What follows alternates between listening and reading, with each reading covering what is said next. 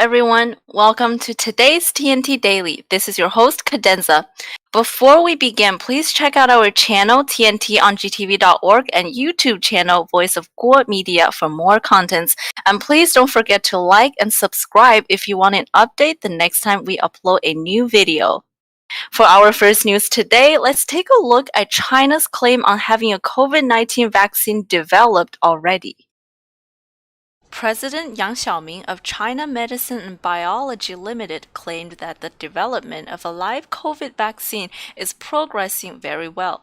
The development time frame has been faster than expected, and the whole process is in the final stretch. The vaccines should be available by the end of 2020. I have not been wearing a mask because I received this vaccine on March 22nd. Before the vaccine was approved for clinical trial, there were 4 people who were the first batch of testers. 38 people were the second batch, which totaled to 138 people for all 3 batches.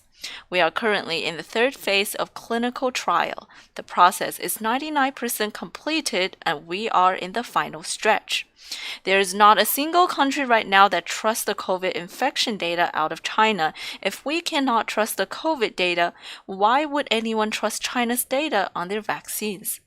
We are old enough to remember that in May, China sent Europe a large supply of PPE and testing kits. They only have around a 30% success rate. If an easy product such as masks and bioprotection suits only have 30% success rate, a vaccine is a much more complicated process and usually requires a fortune to develop and produce. Would anyone honestly believe that this vaccine from China would work? All right, for our next news, Mike Pompeo, being on the forefront of the confrontation with the CCP, recently made a statement regarding the China's New York consulate being a major spy hub. Let's hear more details about it. The United States Secretary of State Mike Pompeo says that China's New York consulate is being used as a major hub for the communist nation's U.S. espionage efforts. After an NYPD cop was arrested and charged with spying for Chinese government, Pompeo also said that it is more likely that more diplomats and agents will be arrested. They're engaged in activities where they're crossing the line from normal diplomacy to the kinds of things that would be more akin to what spies are doing, Pompeo said when pressed on the goings inside the consulate on the West Side Highway. Thank you for the report, Stacy.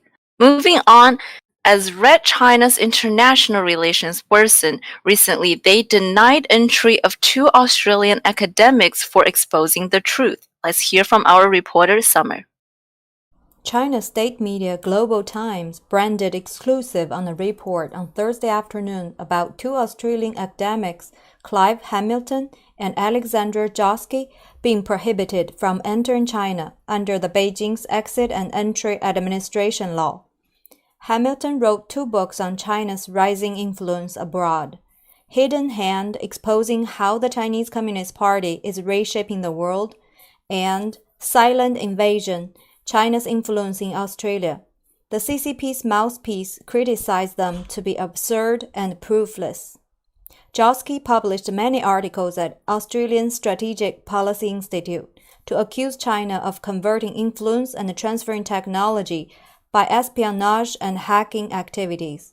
His article, Picking Flowers, Making Honey, cited this Chinese PLA saying to reveal China's military goals by leveraging expertise in foreign universities in the name of collaboration. The state media labeled the institute as a flag bearer fabricating anti-China propaganda. This happened less than 2 weeks after Australia revoked 2 Chinese scholars' visa. So it was widely taken as a tit-for-tat retaliation during the escalation of the deteriorating relations between the 2 countries. Thank you, Summer, for bringing us this news. Next, we have a short news regarding the Industrial Autoclave Explosion in China. At 12:30 p.m. September 24th Beijing time, a Jinan-based construction material manufacturer had a destructive industrial autoclave explosion where 2 people were found dead and 5 were injured. I apologize about the technical issue earlier and thank you for the report. For our last news today, let's focus on a live weapon training to be conducted in China, raising concerns. On September 24th, the Zhejiang Maritime Safety Administration issued a navigational warning. Zhejiang Aviation Police 0707 Donghai will conduct live weapons training on September 25th from 0730 to 1730 at 4 given coordinates. No entry will be allowed. Thank you for the report. That's it for today's TNT Daily. Thanks to everyone for tuning in.